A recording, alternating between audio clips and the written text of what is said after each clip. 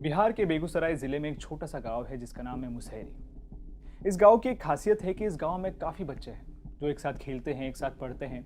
इस गांव के लोग दिहाड़ी मजदूरी करके अपना गुजारा करते हैं। वो हर सुबह अपने बच्चों को स्कूल छोड़ आते हैं, काम खत्म करके शाम को लेने जाते हैं। और ऐसे ही कुछ होता है चुनचुन देवी, उसकी 6 महीने की बेटी खुशबू के साथ। चुनचुन देवी हर सुबह खुशबू को स्कूल छोड़ आती और शाम को लेने जाती। लेकिन एक दिन जब चुनचुन देवी अपनी बेटी को लेने गई तो वहाँ खुशबू नजर नहीं आ रही थी। अब माँ है, परेशान होगी, राइट।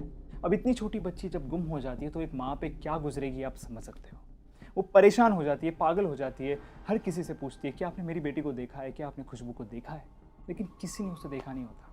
और फिर थोड़ी देर बाद सदा परिवार का एक मेंबर उसके पास आता है और कहता है कि शायद उसे पता है कि खुशबू कहाँ है। अब वो दोनों मिलके भगवान नगर पुलिस स्टेशन जाते हैं और इस डिसअपियरेंस को रिपोर्ट करते हैं। अब क्योंकि ये छोटे बच्ची का केस है, पुलिस बहुत जल्द एक्टिव हो जाती है और इन्वेस्टिगेशन के दौरान उन्हें ये रियलाइज होता है कि ऐसे सिमिलर इंसिडेंट्स पहले भी हो चुके हैं। एक बार नहीं, 2 बार, यानी 2 लड़कियां गांव से ऑलरेडी गायब है। जब और पूछताछ होती है तो उन्हें पता चलता है कि ये दोनों लड़कियां सदा परिवार की मेंबर हैं।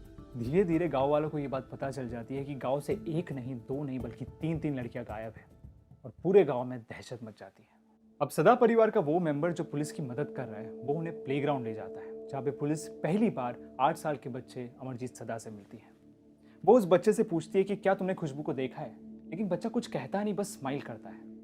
अब किसी वजह से पुलिस को लगता है कि इस बच्चे को कुछ पता है, शायद इसने किसी को देखा जो खुशबू को उठा ले गया हो। इस वजह से इस बच्चे को पुलिस स्टेशन ले जाया जाता है। अब पुलिस स्टेशन में अमरजीत का बिहेवियर बहुत डिफरेंट होता है। एक नॉर्मल सर्कमस्टांसेस में कोई भी बच्चा पुलिस स्टेशन में डरेगा, राइट, लेकिन अमरजीत नहीं डरता। इनफैक्ट वो स्माइल करता है, वो चीज़ें ऑब्जर्व करता है। और अगर कोई भी पुलिस ऑफिसर उसके पास आता है तो वो कहता है कि आप पहले मुझे बिस्किट दिलाओ, फिर मैं आपको बताऊंगा। फाइनली एक पुलिस ऑफिसर उसे एक बिस्किट का पैकेट थमाता है। अमरजीत खुश होकर कहता है कि हाँ, उसे पता है कि खुशबू कहाँ है। वो कहता है कि खुशबू अब मर चुकी है और वो उसे इसलिए पता है क्योंकि उसी ने खुशबू को मारा है। अब ये सब देख के पुलिस के लिए जानना बहुत ज़रूरी हो जाता है कि अमरजीत ने ये किया कैसे। इस पर अमरजीत कहता है कि वो स्कूल में था जब उसने खुशबू को देखा। वो अकेली थी तो अमरजीत उसे वहाँ से उठा लाया। इन झाड़ियों के बीच ला के उसने उसका गला घोटने की कोशिश की, लेकिन वो कहता है कि जब वो उसका गला घोट रहा था उसे मज़ा नहीं आ रहा था, वो सेटिस्फैक्शन नहीं मिल रहा था। उसे खुशबू की आंखों में वो दर्द, वो फियर, वो मजबूरी देखनी थी, लेकिन वो उसे दिख नहीं रही थी। इसीलिए वो उसे छोड़ता है, एक ईंट उठाता है और उसे तब तक मारता है जब तक कि वो मर नहीं जाती। ये सुन के पुलिस शॉक में आ जाती है। अमरजीत सिंह का केस बहुत ही पेचीदा था। उसका जन्म 1998 में हुआ था। उसके परिवार वाले बहुत गरीब थे। उसके डैड एक मजदूर, मॉम एक हाउसवाइफ थी।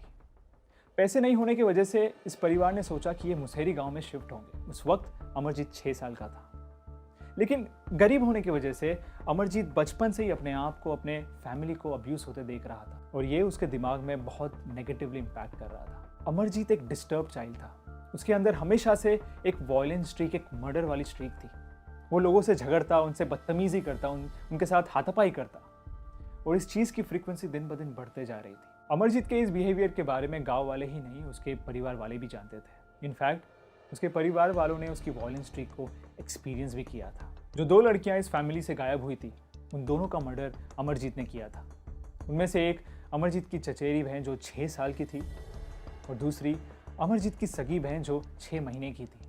लेकिन सबसे तकलीफदेह बात यह थी कि अमरजीत ने इन दोनों बच्चियों को उसी बेरहमी से मारा जिस तरीके से उसने खुशबू का कत्ल किया। And the most unfortunate thing was, Amarjeet के परिवार वाले ये जानते थे। यस, उन्हें पता था कि इन सब के पीछे अमरजीत का हाथ है, लेकिन किसी वजह से उन लोगों ने ये डिसाइड किया कि वो इस बात को, इस राज को सबसे छुपा के रखेंगे। और यही उनकी सबसे बड़ी गलती थी, बिकॉज 2008 में खुशबू को मारकर अमरजीत इंडिया के इतिहास का सबसे छोटा सीरियल किलर बन जाता है। अमरजीत के इस कन्फेशन के बाद कई सारे साइकोलॉजिस्ट ने इस पर मेडिकल इन्वेस्टिगेशन की, क्योंकि ये जानना ज़रूरी था कि इस बच्चे ने ऐसा क्यों किया। अमरजीत एक क्रिमिनल नहीं था, राइट। इसके घर में ना तो टीवी था, ना रेडियो था जिससे कि ये क्राइम के बारे में जान सके, और ना ही इसके घर में कोई क्रिमिनल बैकग्राउंड से था। तो फिर अमरजीत ने ऐसे कैसे किया? क्या उसके अंदर ये वायलेंट स्ट्रीक हमेशा से थी? एक साइकोलॉजिस्ट ने अमरजीत को सेडिस्ट कहा, जिसे लोगों को मार के प्लेजर मिलता है, और ये हैबिट इसके ब्रेन में ऑलरेडी फॉर्म हो चुकी है। किसी को भी मारने से पहले इसे किसी इन्फ्लुएंस की या ट्रिगर की जरूरत नहीं होती। एक और साइकोलॉजिस्ट ने कहा कि अमरजीत को कंडक्ट डिसऑर्डर है, जो कि एक बिहेवियरल डिसऑर्डर होता है, जिसमें किसी भी इंसान को कोई सोशल कॉन्टैक्ट नहीं होता, मतलब आप एक नॉर्मल बिहेवियर छोड़ के एक परसिस्टेंट रेपिटेटिव एग्रेसिवनेस दिखाते हो। ये डिसऑर्डर कई सारे टीनेजर्स और यंग अडल्ट्स में पाया जाता है, लेकिन इस बार एक 8 साल के बच्चे में इस डिसऑर्डर को देखना बहुत डिस्टर्बिंग था। अब क्योंकि अमरजीत एक 8 साल का बच्चा है, as per the Indian law, Indian constitution, कोई भी व्यक्ति अगर 18 साल से नीचे है तो उसे जेल नहीं हो सकती। जब तक कि वो 18 साल का हुआ तब तक वो एक चाइल्ड केयर होम में था, और जैसे ही वो 18 साल का होता है उसे रिहा कर दिया जाता है। आज अमरजीत कुछ 24 साल का होगा और 2015 में ये सुनने में आया है कि अमरजीत एक नए नाम के साथ एक नए शहर में एक नई जिंदगी जी रहा है। लेकिन वो इस वक्त कहाँ है, क्या कर रहा है, क्या सोच रहा है, ये जानना इज नेक्स्ट टू इम्पॉसिबल। इस केस से कई सारे कॉन्स्पिरेसी थियरीज निकलती है। वैसे इन पे बिलीव करना तो गलत होगा क्योंकि अमरजीत ने खुद कन्फेस किया है कि ही इज़ अ मर्डरर। लेकिन एक थियरी ये कहती है कि पहले के जो 2 मर्डर है वो अमरजीत ने नहीं, उसके परिवार के किसी एल्डर सदस्य ने किए हैं। इससे मैं अमरजीत पे लगाए हुए इल्ज़ामों को बेदखल नहीं कर रहा, मैं सिर्फ एक कॉन्स्पिरेसी को स्टेट कर रहा हूँ। और सर आप भी सोचिए, एक बच्चा जिसे ना तो क्राइम के बारे में पता, ना तो कानून के बारे में, ना सज़ा, ना पुलिस, वो बच्चा मर्डर करके लाश को क्यों छुपाएगा? और अमरजीत के हिसाब से तो ये सारी चीज़ें नॉर्मल थी, वो कुछ गलत नहीं कर रहा था, तो उसने लाश को, बॉडी को क्यों छुपाई?